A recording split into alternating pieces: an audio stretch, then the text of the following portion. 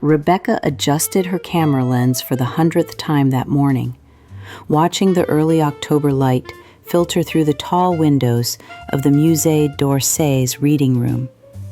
The literary festival hadn't officially begun, but already the air buzzed with anticipation. Publishers huddled in animated conversations, while authors clutched coffee cups like lifelines. At 32, she had photographed dozens of these events across Europe, capturing moments when words transcended paper and touched souls. Yet today felt different, heavier somehow, as if the universe was preparing to shift something fundamental in her carefully ordered world. Her assignment was simple: document the 3-day International Writers' Festival for American Literary Quarterly, the same magazine that had launched her career 8 years ago when she was just another struggling photographer in Seattle. Now she was Rebecca Martinez, the woman whose lens found the humanity in literature's most celebrated figures, whose photographs made readers feel like they were sitting beside their favorite authors in intimate conversation. But success had come at a price she rarely acknowledged. Every hotel room, every new city, every beautiful frame she captured only emphasized the profound loneliness that had become her constant companion. She checked her equipment one more time, noting how her hands trembled slightly, something that never happened before shoots. Through the viewfinder, she watched festival organizers arranging chairs in perfect circles, creating spaces where stories would be shared and dreams would be born. There was something almost ritualistic about the preparation, as if they were setting a stage for more than just literary discussions. Rebecca lowered her camera and took a deep breath, surprised by the sudden tightness in her chest. For the first time in years, she felt like she was exactly where she was supposed to be, as if this festival, this moment, this particular slant of Parisian light had been waiting for her arrival. Something was about to change, and she could feel it in every nerve ending. Rebecca's breath caught in her throat when she spotted him across the crowded reception hall, and for a moment the world seemed to tilt on its axis, her carefully constructed professional composure threatening to crumble entirely. Daniel Morrison stood near the floor-to-ceiling windows overlooking the Seine, his dark hair now touched with silver at the temples, wearing the same thoughtful expression that had captivated her 8 years ago, when she was nothing more than a literature student, attending his reading at Columbia University. Back when she believed their connection was real, and not just another writer's calculated performance. The sight of him sent her pulse racing in ways that had nothing to do with her assignment, memories flooding back like a dam bursting, late-night conversations about Kerouac and Hemingway, stolen kisses in the university library, promises whispered against her skin that turned to ash when she discovered the truth about why he had really pursued her, why someone like him had chosen someone like her. She raised her camera instinctively, using the viewfinder as both shield and excuse to study him, noting how he seemed different somehow, more weathered, as if the years had taught him lessons he hadn't wanted to learn. When their eyes finally met across the room, the impact was immediate and devastating. 8 years of carefully buried feelings surging to the surface as recognition flickered in his green eyes, followed by something that looked almost like relief, as if he had been searching crowds for her face in every city he visited. Rebecca felt her knees weaken as he began moving toward her through the throng of literary admirers, his gaze never leaving hers, and she noticed he was clutching a worn leather journal, the same one he had carried at Columbia the one she had assumed contained his next great novel, but now realized might have held entirely different secrets. "Rebecca," he said when he reached her, his voice exactly as she remembered, but carrying new undertones of uncertainty.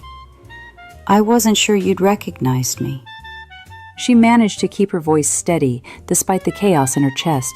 Hard to forget someone who changed your entire life's trajectory, not knowing if she meant it as accusation or acknowledgement, and seeing in his eyes that he understood both meanings perfectly. Rebecca discovered that conversation with Daniel felt like slipping into warm water after years in the cold. Every shared memory and new revelation creating ripples of recognition that she had forgotten were possible between two people. As they walked through the festival's quieter corridors, she found herself sharing stories she had never told anyone. The loneliness of hotel rooms in foreign cities, the weight of capturing other people's moments while living none of her own, the way she sometimes caught herself photographing couples and wondering what it felt like to be so certain of another person's love. Can you feel the chemistry building between Rebecca and Daniel? Some connections seem almost supernatural, don't they? Follow Sparks Fly stories to never miss these heart-melting moments when two souls start to recognize each other. Shall we continue our story? Daniel listened with an intensity that made her feel truly seen for the first time in years. His responses revealing layers of understanding that went beyond casual empathy, as if he possessed some internal map of her emotional landscape that time had not erased. When she mentioned how she had changed her major from literature to photography after leaving Columbia, something flickered in his eyes. Not guilt exactly, but a recognition that made her wonder if he understood more about her transformation than she had realized. Their compatibility felt almost supernatural in its precision, from their shared habit of reading in coffee shops to their identical preference for rainy afternoons, creating moments where Rebecca felt they were completing each other's thoughts before they were fully formed. She noticed how he unconsciously mirrored her gestures, how their walking pace naturally synchronized, how even their silences felt comfortable rather than awkward, as if they were two instruments that had been tuned to the same frequency years ago and somehow still resonated perfectly together. But as Daniel spoke about his writing, describing his latest novel about second chances and forgiveness, Rebecca caught something in his tone that made her pulse quicken with unease, a careful quality to his words that suggested he was choosing them with the precision of someone who had rehearsed this conversation, making her wonder if this reunion was as spontaneous as it seemed, or if he had been preparing for it longer than either of them had admitted. Rebecca felt the weight of the past pressing down on her as she faced the growing distance between her and Daniel, the festival's vibrant energy now a stark contrast to the turmoil inside her heart. The memories of their shared moments clashed with the reality of the secrets she sensed lurking beneath his carefully chosen words, creating a tension that tightened her chest with every breath.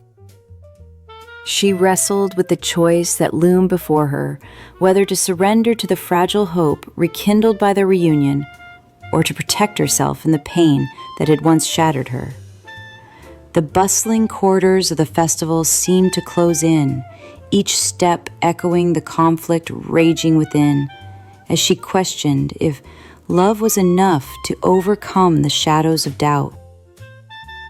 Daniel's presence was both a balm and a storm, his every glance a reminder of what could be and what might never be, Rebecca found herself torn between the desire to believe in the possibility of a future together and the instinct to guard her heart against another heartbreak.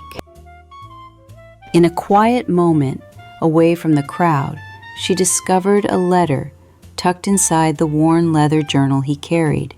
A letter addressed to her, written years ago but never sent, its words both a confession and a plea.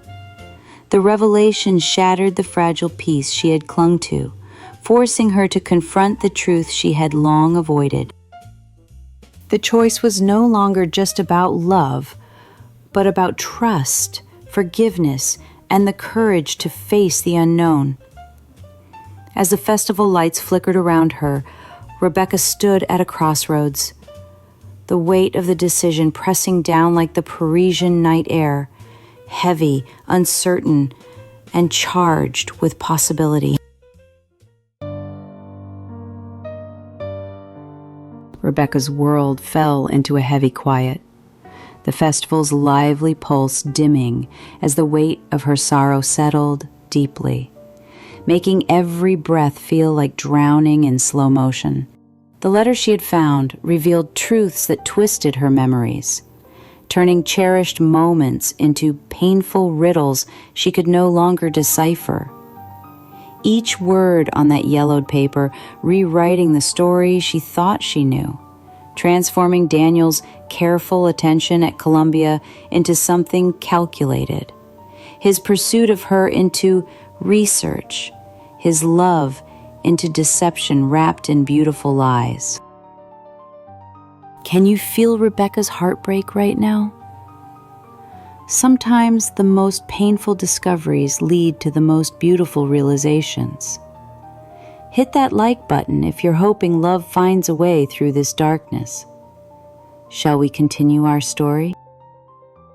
She wandered the rain-soaked streets of Paris alone, the city's lights blurring into streaks of color as tears mingled with the cold drops on her face, her camera hanging forgotten around her neck while she replayed every conversation from the past 3 days, searching for signs she had missed, clues that would have warned her that this reunion was orchestrated, not destined. The dreams she had nurtured, the future she had imagined with Daniel, now seemed like fragile illusions dissolving in the night, leaving her with the devastating realization that she had fallen in love with the same man twice, only to discover twice that nothing about their connection was real. In the solitude of her hotel room, Rebecca examined the letter until the words etched themselves into her memory.